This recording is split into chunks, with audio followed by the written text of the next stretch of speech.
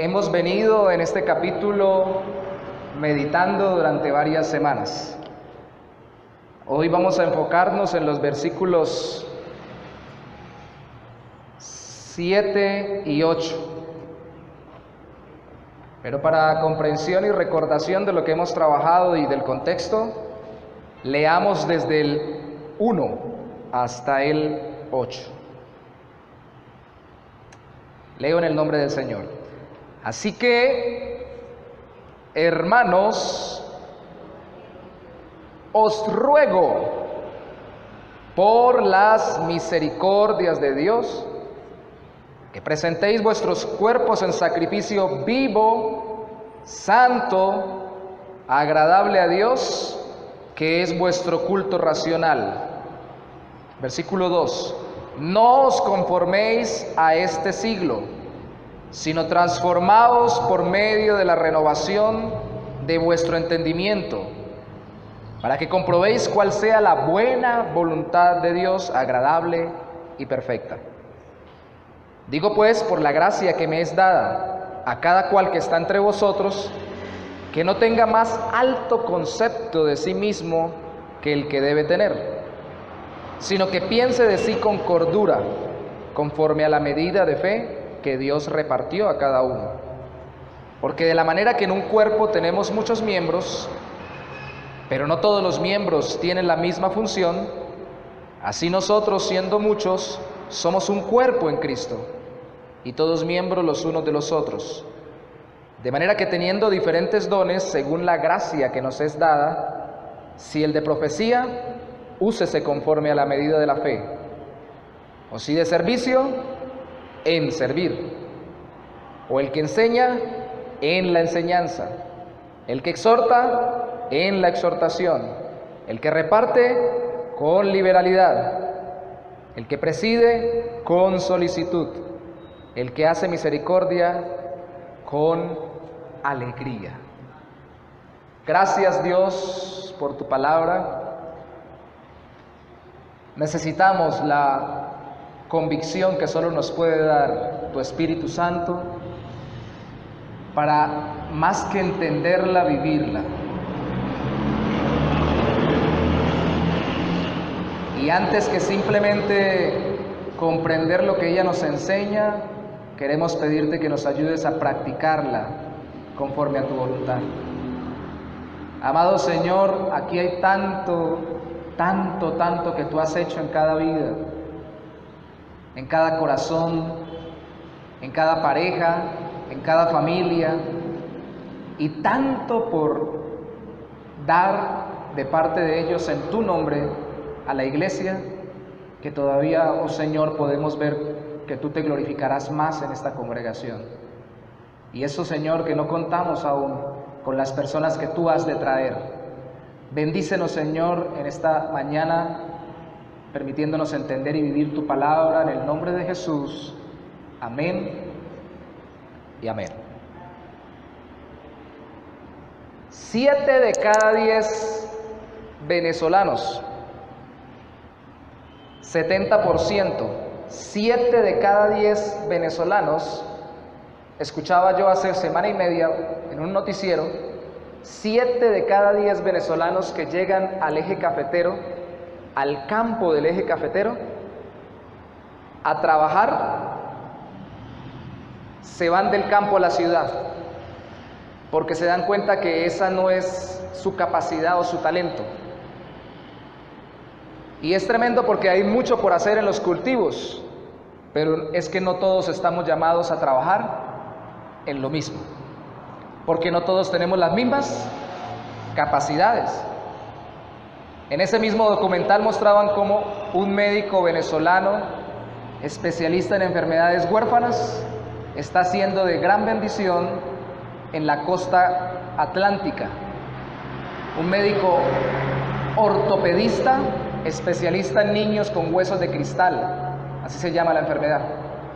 Él en su especialidad, y cada uno en lo que fue llamado, preparado y capacitado. Es tremendo, hermanos, porque esto también se ve en la iglesia. En la iglesia hay diferentes dones y debe haber diversas funciones. Y aunque casi siempre tenemos 2 o 3 dones principales, no todos podemos ejercer el mismo don de la misma forma y al mismo tiempo en la congregación. Tenemos que sabernos acoplar. Si usted mira conmigo, por favor, el versículo 6, dice: de manera que teniendo diferentes dones, según la gracia que nos es dada, si el de profecía, salte al versículo 7, o si de servicio. Ahí está hablando de los dones, pero después de servir dice: o el que enseña. Verso 8, el que exhorta, el que reparte, el que preside, el que hace misericordia. Los 2 primeros los nombra por el don, los siguientes 5 los nombra por el que ejerce el don. Ahí hay una división natural del texto. Pero permítanme sugerirles también otra división. Si usted mira por favor conmigo de nuevo el versículo 6, dice: si el de profecía, úsese conforme a la medida de la fe. Verso 8, el que reparte, que es el siguiente, con liberalidad, el que preside con solicitud, y el que hace misericordia le da énfasis a esos 4 dones. Ustedes escucharon ahorita la guitarra, ¿cierto? Escucharon el bajo y los instrumentos. ¿Cómo suena un instrumento desafinado? Horrible.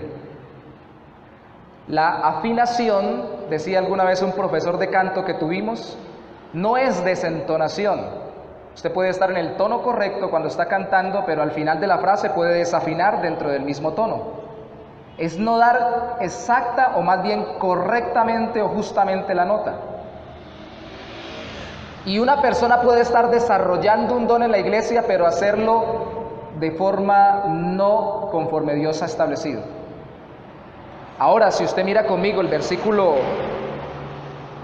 7, dice: y si de servicio, en servir, el que enseña, en la enseñanza, el que exhorta, verso 8, en la exhortación. Aquí no les está dando un énfasis para afinar el don, les está dando una orden para afianzar el don, porque tal vez no se está haciendo. Y aquí lo que sucede, y permítanme esta división que es la que quiero plantear hoy, es que a veces unos no aplicamos el don, otros lo aplicamos y lo aplicamos mal. Unos no hacemos lo que Dios nos mandó a hacer dentro de la iglesia, otros lo hacemos, pero lo hacemos incorrectamente. Ambos tenemos solución, los unos hacerlo y los otros hacerlo bien. Así de sencillo. ¿Qué don tiene usted, mi amado hermano? A mí me han dicho don Yorley, pero no es eso lo que estamos hablando. Don o talento. ¿Qué capacidad le ha dado el Señor para servir en la iglesia? Dentro de estas que son muy importantes. La semana pasada antepasada, de la profecía y la llevamos a la predicación en la iglesia. Hablemos de los otros 6, dividiendo en los 2. Afianzar y afinar. Afianzar el don de servir, Romanos 12, 7. O si de servicio, en servir. Vaya conmigo a Hechos capítulo 6, verso 2. Hechos capítulo 6, desde el 1, para tener el contexto. Mientras usted llega allí, déjeme decirle que para que la iglesia funcione, en la práctica los cristianos deben afianzar el uso de los dones y afinarlos para evitar el olvido de los mismos o para evitar hacerlos o practicarlos sin hacerlo conforme a la voluntad de Dios.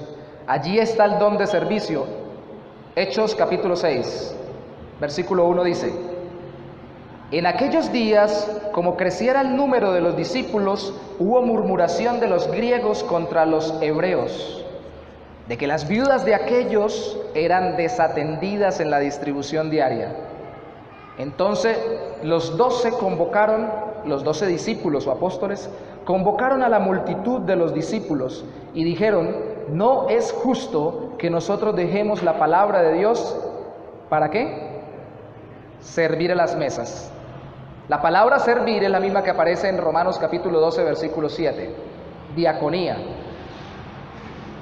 Servir en la práctica a las mesas. Verso 3. Buscad pues, hermanos, de entre vosotros varones de buen testimonio, llenos del Espíritu Santo y de sabiduría, a quienes encarguemos de este trabajo. Y nosotros, dijeron los apóstoles, persistiremos en la oración y en el ministerio de la palabra. Aquí hay un secreto, hermanos. La palabra servir en el capítulo 6, verso 2, es la misma palabra que aparece en el capítulo 6, verso 4, como ministerio, porque el ministerio es un servicio. Y déjenme recordarles algo y recordarme algo: desde el que predica hasta el que abre la puerta, todos en la iglesia somos siervos. Y todo ministerio es un servicio. Y la serie de enseñanzas que tenemos se llama Servicio Sacrificial, sobre Romanos 12, sirviendo con todo nuestro ser para glorificar a Dios en la iglesia. Pero resulta que aquí, cuando se hace énfasis en el servir, en el capítulo 12, versículo 6 de Romanos, está hablando más del estilo de servicio como los diáconos que se establecieron allí, para servir a las mesas. Pero no se confunda, un diácono puede servir abriendo la puerta, barriendo la iglesia o el local de la iglesia.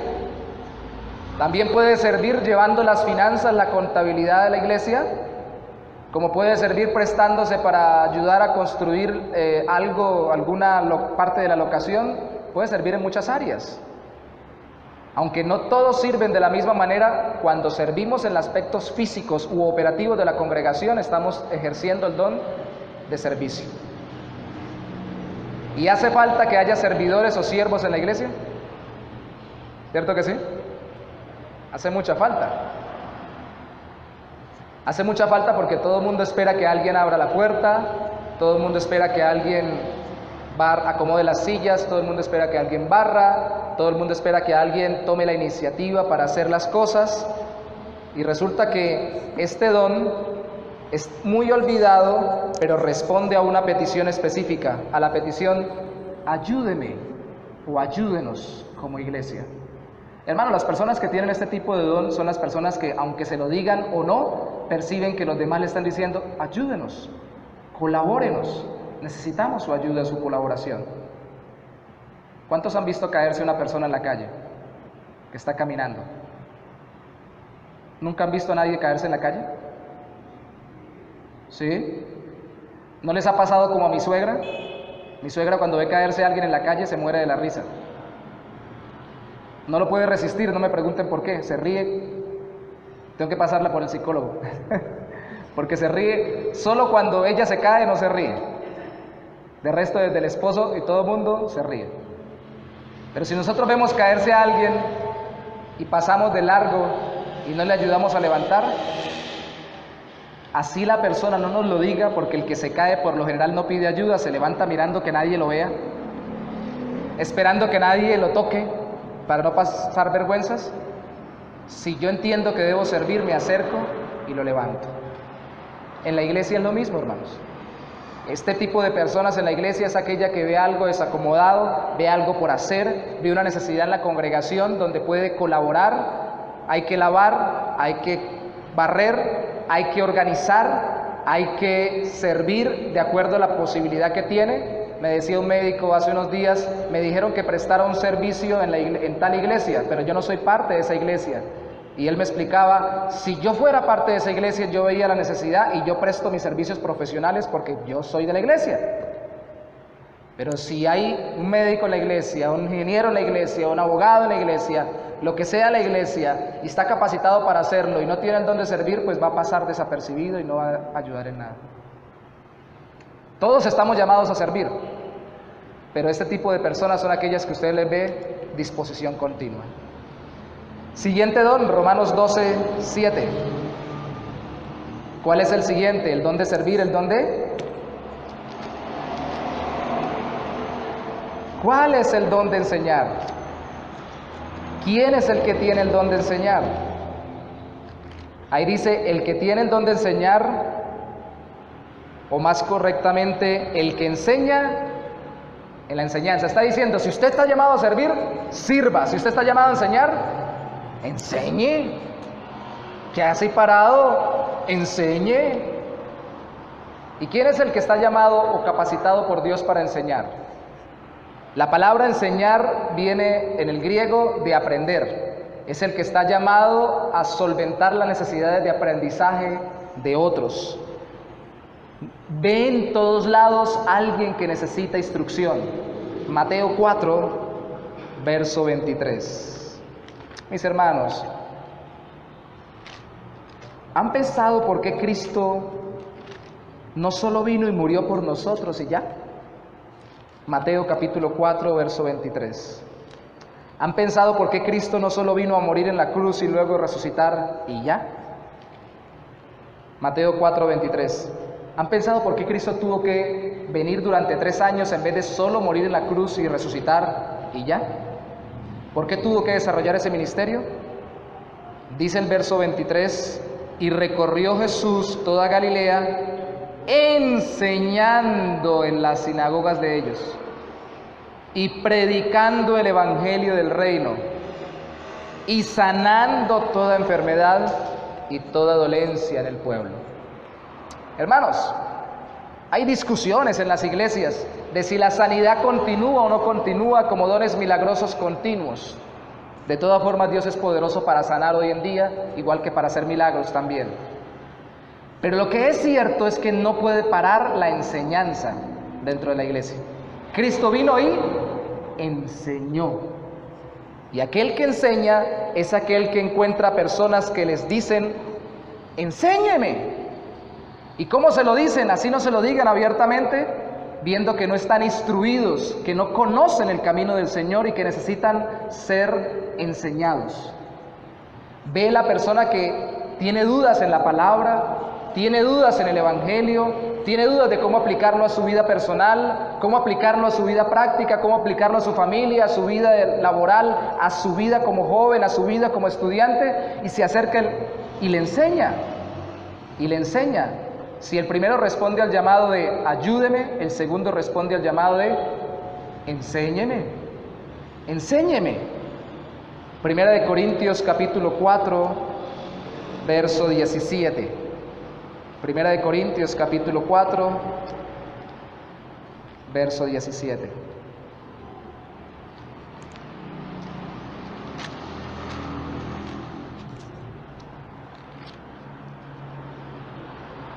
Por esto mismo, dice Pablo, os he enviado a Timoteo, que es mi hijo amado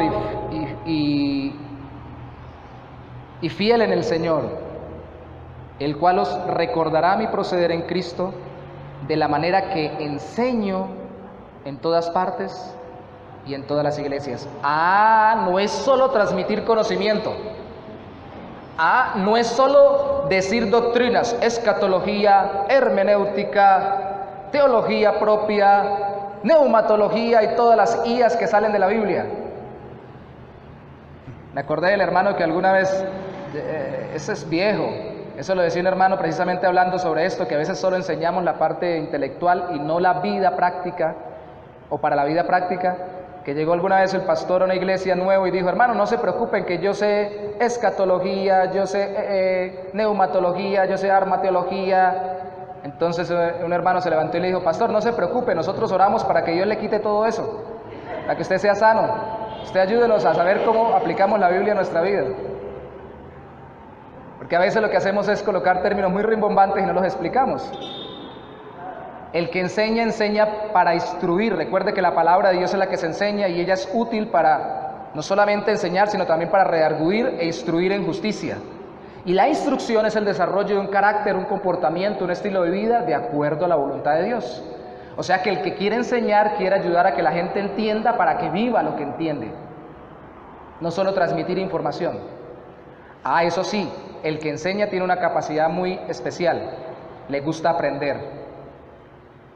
El que tiene el llamado a enseñar le gusta aprender, porque le gusta estar listo para enseñar, porque cuando va a enseñar no quiere llenar globos de aire, Él quiere llenar las mentes y los corazones de la palabra de Dios y de la voluntad del Señor. Amén. Ahí se conoce el que enseña.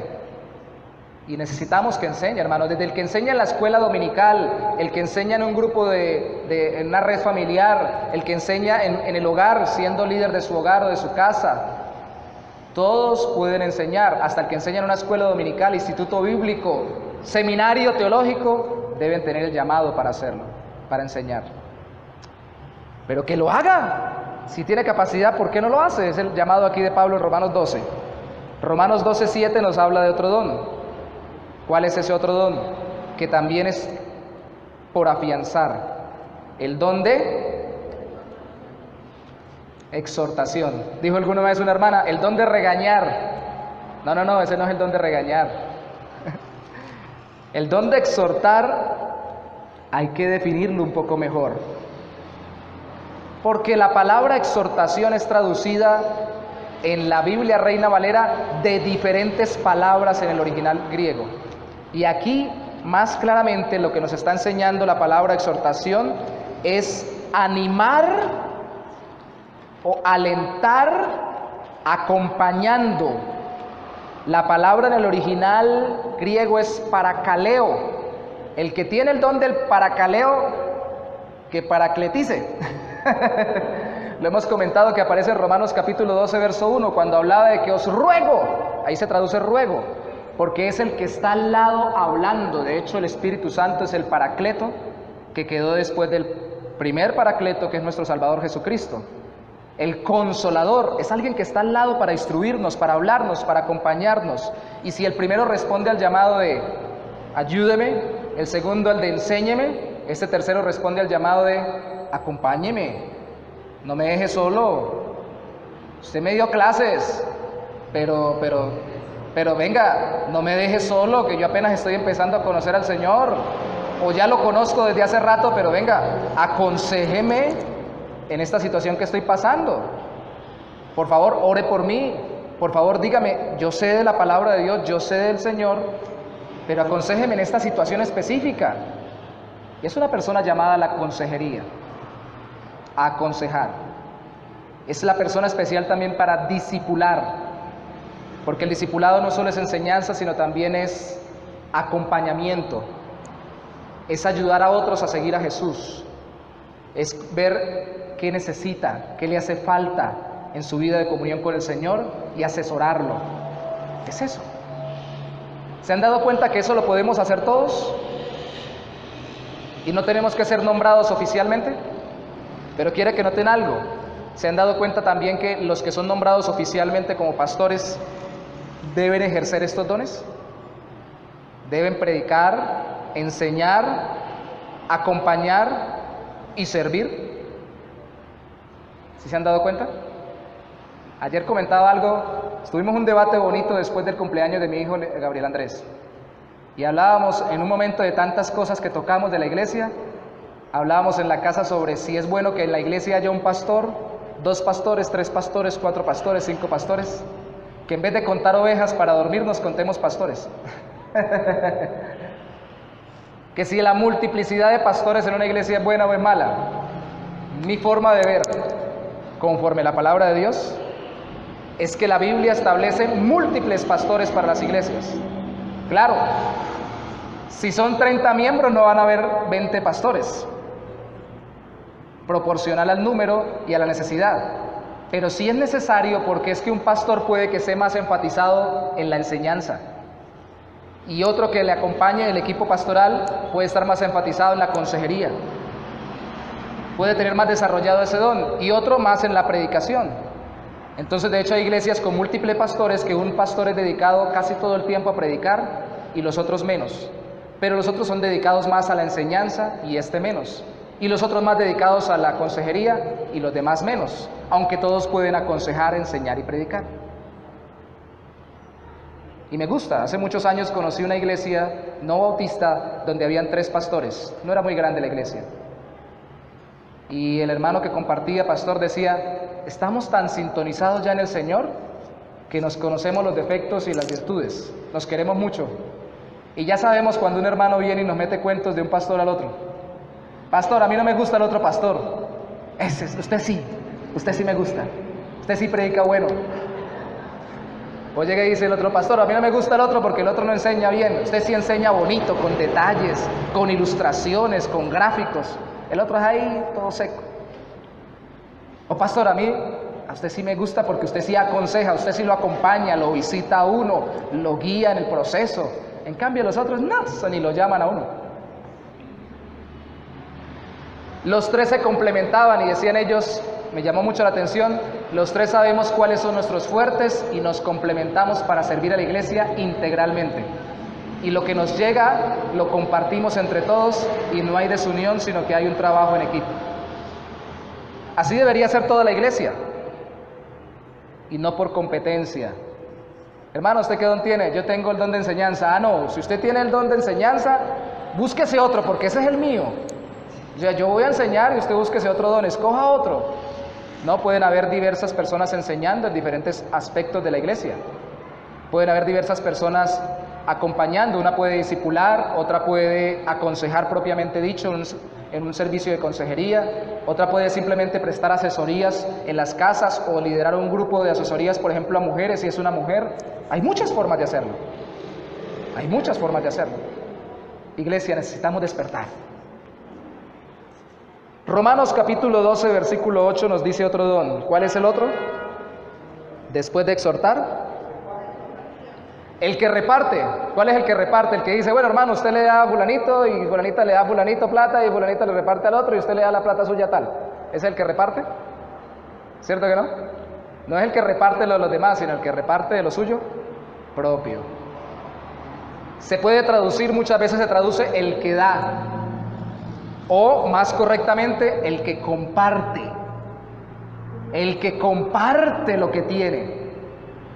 Y estos hermanos hay que cuidarlos en la iglesia, porque por lo general los tres anteriores no lo hacen, pero este lo hace, porque las iglesias se sostienen por lo que la gente da. Y hay unos que dan, y dan, y dan, y dan, y trabajan, y dan, y dan, y dan, y hay otros que les quitan en la misma iglesia y los abusan, o en otras iglesias, o en otro lugar. Y la iglesia debe cuidar que den conforme Dios enseña. ¿Cómo enseña Dios que debe dar el que da, o debe compartir el que comparte? ¿Qué dice ahí el énfasis en el versículo 7? El 8, perdón. ¿Qué dice el énfasis en el versículo 8? ¿Con qué? ¿Qué es liberalidad? ¿Partido político? No. Sin mezquindad, dice mi hermana. La palabra es curioso porque la palabra en otros textos bíblicos es traducida generosidad. Pero la palabra originalmente significa simple, sencillo. Sería dar con sincera generosidad. O sea, dándose a sí mismos, como dice el apóstol Pablo a los tesalonicenses. Los quisimos tanto que no solamente queríamos darles el evangelio, sino darnos nosotros mismos a ustedes. Es aquella persona que se entrega sin buscar nada a cambio. Es aquella persona que da y colabora en la iglesia y colabora con los hermanos que necesitan en la iglesia de sus propias finanzas, no esperando que le devuelvan. Y no volteando a los 3 o 4 meses de haber dado algo y diciéndole a la persona, venga, yo le colaboré a usted qué está haciendo para agradecérmelo. No. Es la persona que lo hace simple, sencillo, sinceramente generoso, sin algo escondido detrás. Y por eso les decía que hay que cuidarlos, porque este tipo de personas también a veces son abusados, porque ellos dan. Allá el que recibe, y en la iglesia andan con liberalidad. Hermanos, y en la asamblea nos vamos a dar cuenta que necesitamos que todos tengamos más ese don, que todos demos más, porque necesitamos más finanzas. Pero como es un don, vuelvo a lo mismo, todos debemos dar, todos debemos enseñar, pero hay gente que está más enfocada porque ha sido más capacitada para hacerlo de una forma especial, para dar, para compartir, para dar de lo que Dios le ha dado. No lo busque conmigo, pero recuerde por favor que la palabra dice en Efesios 4 que la persona cuando se convierte, si robaba, eso está en el versículo 28, ahora trabaje, para que tenga que compartir, para compartir. Ese es el enfoque cristiano y lo hace con sinceridad. Esto es afinarlo, hermanos, porque hay gente que da, y esto es muy importante en la iglesia, y a veces da con una doble intención. Da para que se les dé. ¿Dios recompensa al dador alegre? Sí, pero no debemos dar esperando negociación. Yo doy y espero recibir a cambio. No, con generosidad, con sinceridad de corazón.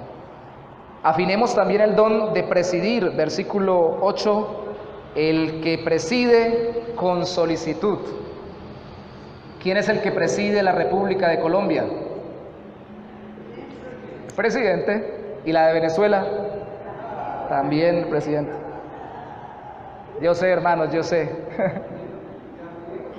Presidente Maduro, que no es tan maduro al parecer, y aquí un presidente Duque, que sí, está haciendo las de Duque, dirigir. Los duques, los reyes y la realeza antigua tenían que dirigir o presidir por linaje, por descendencia.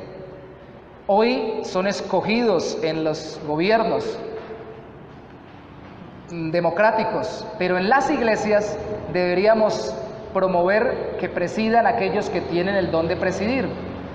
La palabra presidir se traduce también gobernar. Por favor, vaya conmigo a mismo el capítulo 12, versículo 11. En lo que se requiere diligencia, ¿no qué? Y si usted mira conmigo otra vez el versículo 8, dice que el que preside lo debe hacer ¿con qué? Ah, ya. ¿Quién es el que está liderando la intercesión? Yo. ¿Por qué no volvió? Tenía pereza. No tenía ganas. ¿Esa es la forma de liderar? No. Una persona puede liderar en la parte musical en la iglesia, puede liderar en el trabajo evangelístico, en el trabajo misionero, en la elaboración de las cuentas, en cualquier lugar. La persona que está llamada a liderar es la persona que tiene de parte del Señor una capacidad para presidir en medio de varios hermanos, coordinar y dar el enfoque conforme la palabra de Dios enseña para que todos trabajen juntos en pos de la voluntad del Señor. Eso es liderar, eso es presidir. Pero si lo va a hacer, hágalo con ganas. No lo vaya a hacer con pereza. Ustedes saben aquí, santanderianos, que hay un comediante que se llama Ordóñez, que popularizó para poder hacer gráfica la pereza para hacer las cosas a unos sopitas, a Celio y Helio, si no estoy mal el otro. Y ustedes saben cómo lo caricaturizaba. Celio, ¿qué? Hay que hacer esto. Sí, ya voy. Palabras como ya voy, más tarde, después, si me queda tiempo. Ahí miramos a ver. No deberían estar en el vocabulario de quien lidera. El que lidera debe ser el primero en llegar y el último en salir. El que lidera debe ser el primero en programar y el último en terminar de evaluar. El que lidera debe ser la punta de lanza. Hermanos, el liderazgo es ir al frente y meter el pecho antes que todos los demás. Eso es liderar, eso es presidir, eso es dirigir. Gobernar no es simplemente mandar, haga esto, haga aquello, haga otro. No, es ser ejemplo. Hay una historia sobre el liderazgo de guerra de Alejandro Magno, donde cuentan que ellos estaban tomando una ciudad y la ciudad no se dejaba conquistar. Era amurallada y era muy fuerte, y cada vez que ellos ponían las escaleras, les tiraban aceite hirviendo y les tiraban flechas y no podían conquistarla. Pero este hombre tenía tal solicitud, apenas de 30 y pico de años, que al ver que ninguno podía y los mandaba, él dijo, yo voy.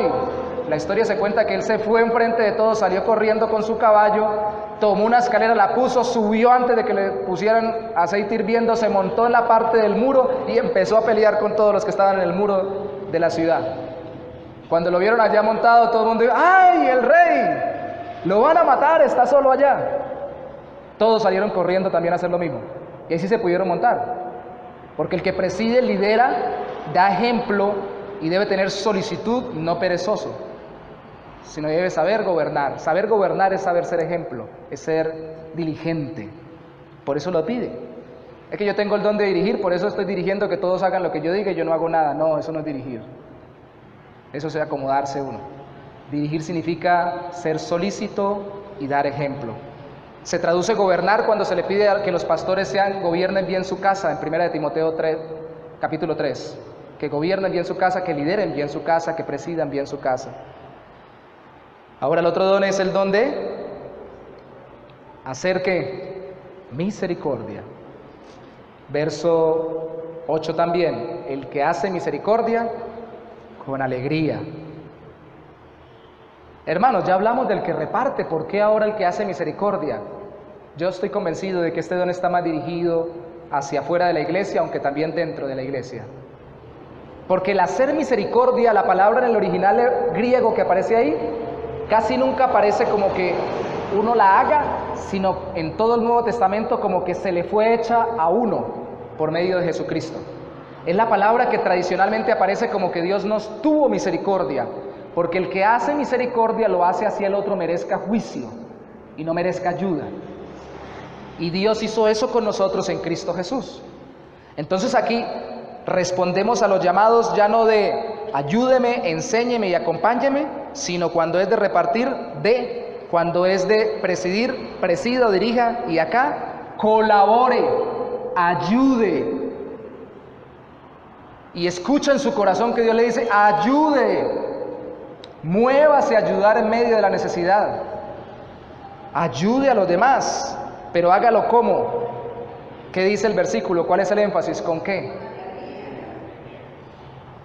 Es con alegría. Y la palabra en el original griego tiene que ver con nuestra palabra hilaridad. Cuando algo es hilarante es algo que da risa según nuestro idioma.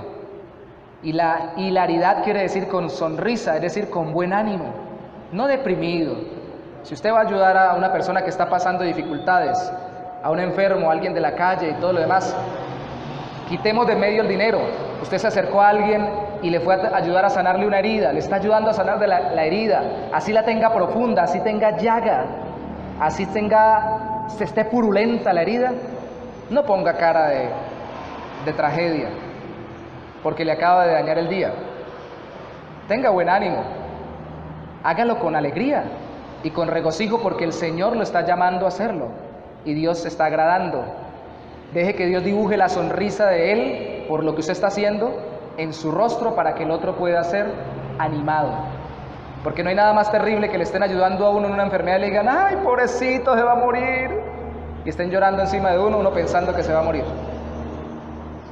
Que el que llegue y le diga a uno, yo estoy aquí para ayudarlo, para animarlo, voy a colaborarle, déjeme, yo le colaboro con esto, y empieza a ayudarle, y se le esboza una sonrisa, así no diga nada. El corazón del que está siendo ayudado se alienta, se anima. Mateo capítulo 9, versículo 10. Por favor, vaya conmigo. Mateo capítulo 9, versículo 10.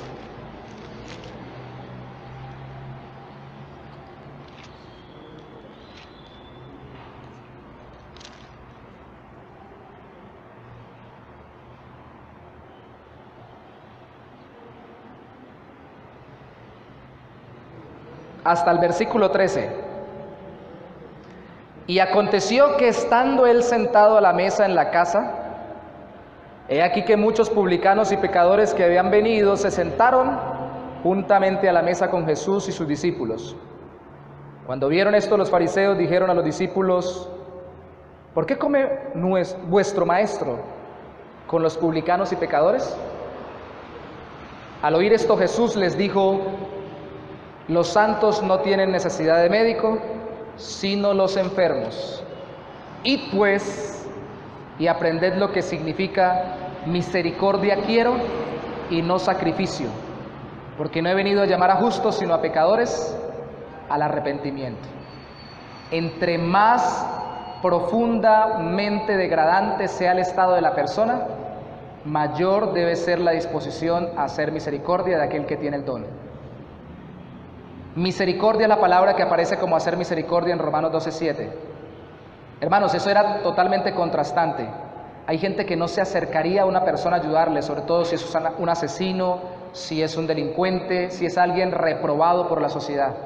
Pero el que tiene el don de hacer misericordia no se puede contener, tiene que ayudar. Y ustedes saben la parábola del samaritano.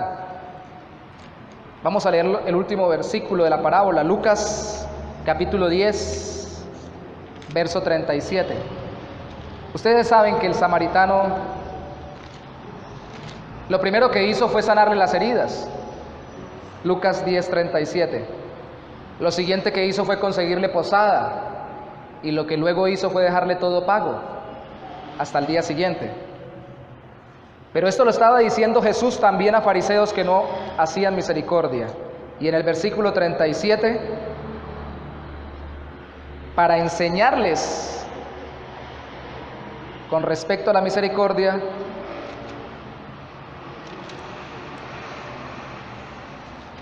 Él puntualiza y les pregunta sobre quién es el prójimo, porque esa es la pregunta inicial. Lucas 11:37. Luego, no lo copié bien, Lucas 11:37 no es el texto. 10:37, gracias hermanos, estoy viendo mal. Ahora sí, dice, y él les dijo, el que usó de misericordia con él. Cuando él pregunta, ¿quién es el prójimo de todos los que pasaron alrededor del tipo que estaba caído? Ellos dicen, el samaritano, el que usó de misericordia de él. Entonces Jesús les dijo, ve y haz tú lo mismo. Y haz tú lo mismo. Ayuda. Si solamente tiene en ti una oportunidad, ayuda. Si nadie más lo ha ayudado, ayuda. Hermanos, yo sé que en estos tiempos es muy complejo. ¿Qué días pasó alguien y estaba gritando afuera por la 30? Yo escucho de todo aquí. Me levanto a diferentes horas de la madrugada por este sector. Y yo le decía a Miguel Ángel, escuché anoche que a la 1 de la madrugada pasó alguien gritando, ¡ayúdenme! ¡Ayúdenme! Yo no me aguanté y me paré. Iba a abrir, pero primero miré las cámaras y ya estaba al frente del lavadero. Entonces dije, ya le están ayudando allá. Bueno, pero mi impulso fue ayudar. Porque recuerdo la historia de alguna vez de un pastor que decía él que pasaba de la avenida de la iglesia, pasaba hacia su casa por un lugar donde había un rastrojo. Y pasando por ese rastrojo, pues a él le parecía siempre difícil ese lugar, como conflictivo y medio peligroso. Y él decía, por acá tengo que pasar rápido, y un día escuchó que alguien decía, ¡ayuda, ayúdenme! ¡Ayúdenme! ¡Auxilio! Era una voz de una mujer.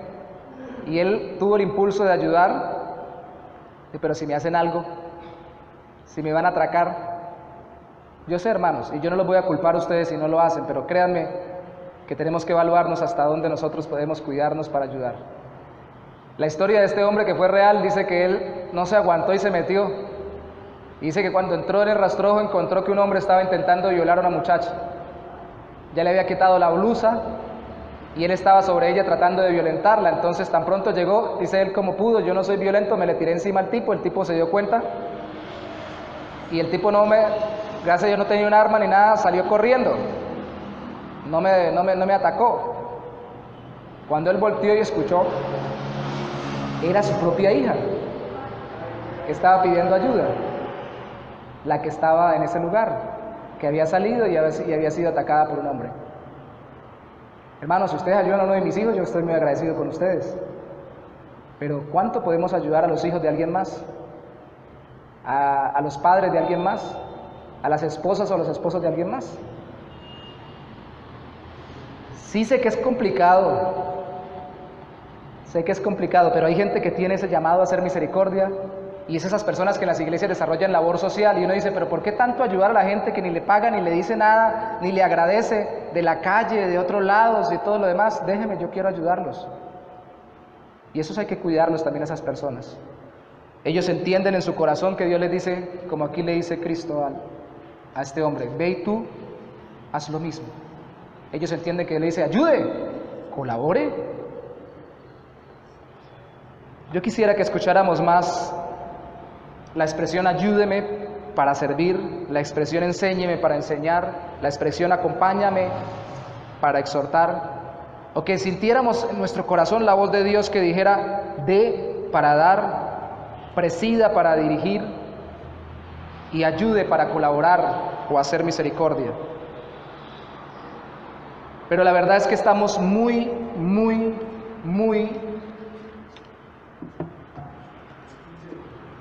prevenidos por los diferentes contextos eclesiásticos que hemos vivido.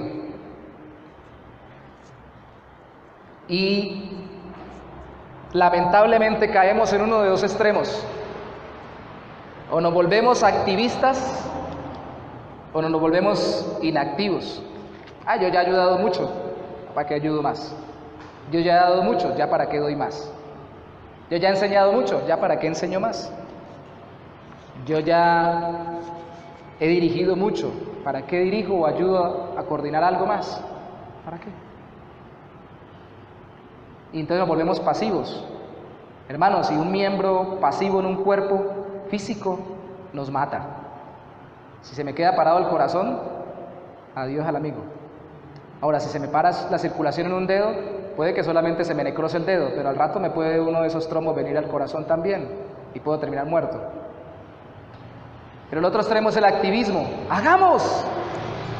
¡Desarrollemos!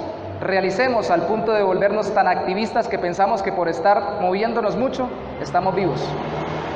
La iglesia repasa en su casa de Éfeso y de Sardis en el capítulo 2 y 3 de Apocalipsis.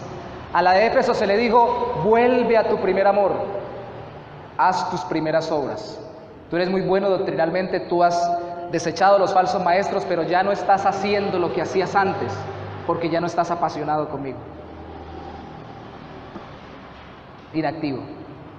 Y a la de Sardis se le dice: tú tienes fama de que estás viva, pero estás muerta, yo te conozco. Te mueves mucho, pero no haces nada, porque tu corazón está lejos de mí. Y piensas que porque haces mucho estás haciendo la obra según mi voluntad. Un cuerpo inactivo es tan terrible como un cuerpo convulsivo. Pero por eso no vamos a dejar de estar activos, mis hermanos. Tarea para la casa con todo mi corazón. Repase los 7 dones, incluye aquí el de profecía, que para nosotros hoy en día sería constantemente el de predicación, proclamar el mensaje de Dios. Predicar, servir, enseñar, exhortar, repartir, presidir y hacer misericordia. ¿A qué lo ha llamado el Señor? Y empiece a buscar cómo desarrollarlo en la iglesia. Y hable con los hermanos, hable conmigo mismo, hable con la demás iglesia y diga: ¿qué hacemos? Yo siento que Dios me ha llamado a esto. Y si alguien le ha dicho que Dios lo ha llamado a ello, ¿por qué no lo hace? ¿Quién se lo impide? ¿Quién se lo impide? Amén. Y que los que lleguen también lo hagan igual. Ejerzamos el don de Dios, o los dones que Dios nos dio, para edificar su iglesia en Cristo. ¿Qué tal si nos ponemos sobre nuestros pies en esta mañana para orar?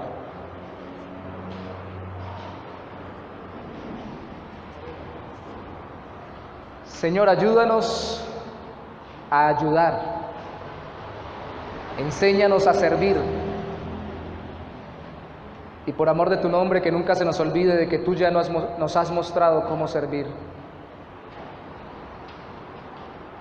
La imagen tuya, Señor,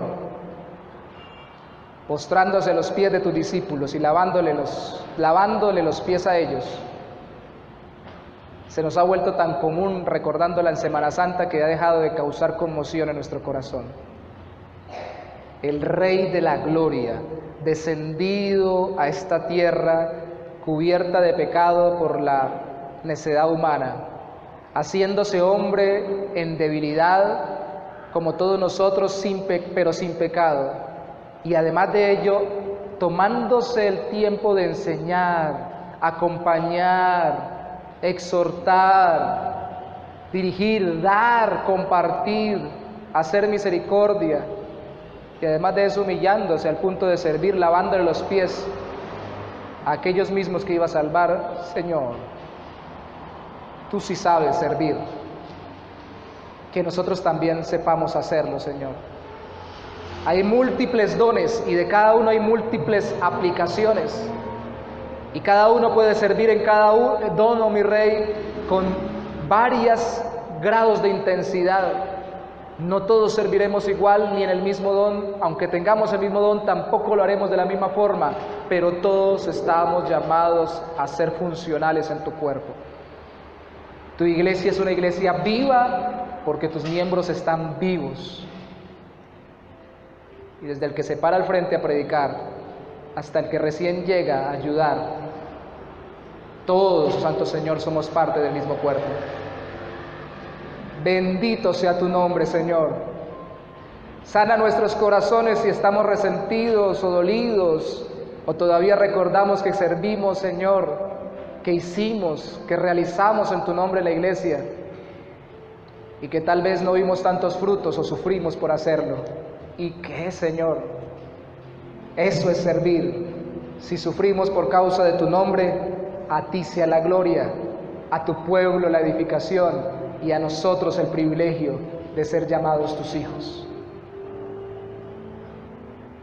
Y si, Señor, nos hemos metido tanto en actividades que hemos perdido el sentido del servicio, por amor de tu nombre, aquieta nuestro corazón y recuérdanos que se trata de servir por amor a ti, en una relación contigo y no simplemente en hacerlo por afanes o por ansiedad. Haznos sensibles, Espíritu de Dios, haznos sensibles como iglesia, y que ninguno, Santo Señor, deje de producir todo lo que tú tienes para dar, para hacer, para compartir, para enseñar, para presidir, para dar misericordia, para predicar, que ninguno de nosotros contenga el don que hay en él, sino que tú avives el don que hay en nuestras vidas, Señor. ¿Quién soy yo? ¿Quién soy yo? ¿Quién es mi hermano? ¿Quiénes somos nosotros, Señor, para negarnos a servirte? ¿Y quiénes somos para servirte? Conforme a nuestro antojo y no conforme a tu voluntad y tu palabra. Con alegría, con solicitud. Oh, Señor, con buen ánimo, con sinceridad. Afiánzanos, afínanos, como instrumento refinado, úsanos y permítenos servirte para la gloria de tu nombre.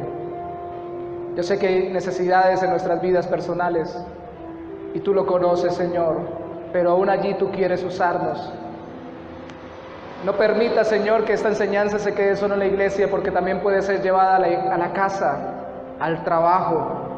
Hay dones y talentos que tú nos has dado sobrenaturales que también pueden ser de bendición en nuestros trabajos, en nuestras casas, en nuestros hogares. Úsanos, Señor, úsanos, mi Rey. Te lo pedimos en el nombre de Jesús. Aleluya. Amén y amén.